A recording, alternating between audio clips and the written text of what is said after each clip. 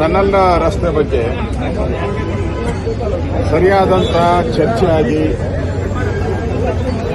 ಬೆಂಗಳೂರು ಜನರ ಅಭಿಪ್ರಾಯ ಪಡೆದು ಯಾವುದೇ ಪಾರ್ಕ್ಗಳಿಗೆ ಕೆರೆಗಳಿಗೆ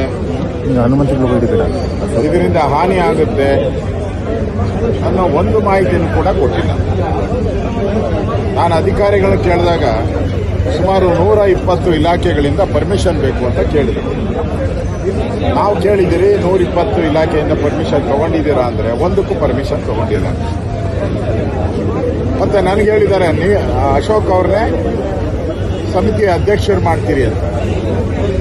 ನಾನು ನಿಮ್ಮನ್ನು ಕೇಳಕ್ಕೆ ಇಷ್ಟಪಡ್ತೀನಿ, ನಿಮಗೆ ಟನಲ್ ರೋಡ್ ಮಾಡೋಕ್ಕೆ ಶಕ್ತಿ ಇದೆಯಾ? ನಿಮಗೆ ಆ ಟ್ಯಾಲೆಂಟ್ ಇದೆಯಾ? ಆ ನೈಪುಣ್ಯತೆ ಇದೆಯಾ ಅಂತ ತೋರಿಸ್ಬೇಕಾದ್ರೆ ನೀವು ಮೊದಲು ಬೆಂಗಳೂರಲ್ಲಿ ಬಿದ್ದಿರುವಂಥ ರಸ್ತೆ ಗುಂಡಿಗಳನ್ನು ಮುಚ್ಚಿ ನಮಗೆ ಟ್ಯಾಲೆಂಟ್ ಇದೆ ನೋಡಿ, ನಾವು ಭೂಮಿ ಮೇಲಿರೋ ಎಲ್ಲ ಬೆಂಗಳೂರಲ್ಲಿ ರಸ್ತೆಗಳನ್ನು ಮುಚ್ಚಿದ್ದೀರಿ, ನಮ್ಮ ಟ್ಯಾಲೆಂಟ್ ಇದೆ, ಟನಲ್ ರೋಡನ್ನು ನಾವು ಮಾಡ್ತೀರಿ. ನಿಮಗೆ ರಸ್ತೆಯಲ್ಲಿ ಬಿದ್ದಿರೋ ಗುಂಡಿ ಮುಚ್ಚಕ್ಕೆ ಟ್ಯಾಲೆಂಟ್ ಇಲ್ಲ, ಇನ್ನು ಅಂಡರ್ಗ್ರೌಂಡ್ ಟನಲ್ ಅನ್ನ ಹ್ಯಾಕ್ ಮಾಡ್ತೀರಾ ನೀವು? ಹಣ ಎಲ್ಲಿದೆ ನಿಮ್ಮ ಹತ್ರ? 108 ಪ್ರಶ್ನೆಗಳು ಇದೆ.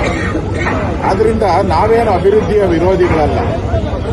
ಮಾಡಿ ಫಸ್ಟ್ ನೀವು ರಸ್ತೆ ಗುಂಡಿಗಳೆಲ್ಲ ಮುಚ್ಚಿ, ಬೆಂಗಳೂರಲ್ಲಿ ಬಿದ್ದಿರೋ ಕಸನೆಲ್ಲ ತೆಗೀರಿ, ಆಮೇಲೆ ಜನಕ್ಕೆ ಕೇಳಿ ನೋಡಿ ಎಲ್ಲ ಮಾಡಿದಿರಿ, ಟನಲ್ ರೋಡ್ಗೆ ನಾವು ಬೆಂಗಳೂರು ಜೊತೆ ಚರ್ಚೆ ಮಾಡಕ್ಕೆ ಸಿದ್ಧ ಇದ್ದೀರಿ ಅನ್ನೋ ಮಾತನ್ನು ಹೇಳಿ. ಅದು ಬಿಟ್ಟು ನೀವು ಒಂದು ರೀತಿ ದೌರ್ಜನ್ಯ ಮಾಡೋ ರೀತಿ ನಾನು ಮಾಡೇ ಮಾಡ್ತೀನಿ ಅಂದರೆ ಲಾಲ್ಬಾಗ್ಗೆ ಯಾಕೆ ಮಾಡ್ತೀರಾ? ಟ್ಯಾಂಕೆ ಯಾಕೆ ಬೇಕು ನಿಮಗೆ? ಬೇರೆ ಜಾಗ ಹುಡುಕಿ.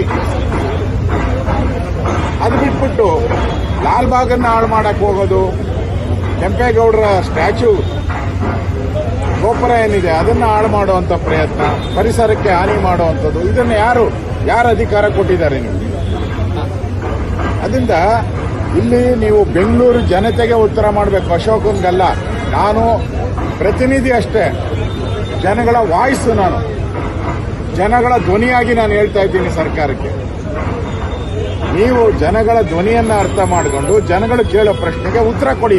ನಾವು ಮಾಡೇ ಮಾಡ್ತೀರಿ ಅಂತ ಹಠ ಹಿಡಿದ್ರೆ ಇದು ದೌರ್ಜನ್ಯ ಅನ್ನದೆ ಇನ್ನೇನು ಹೇಳಕ್ಕೆ ಸಾಧ್ಯ ಇಲ್ಲ.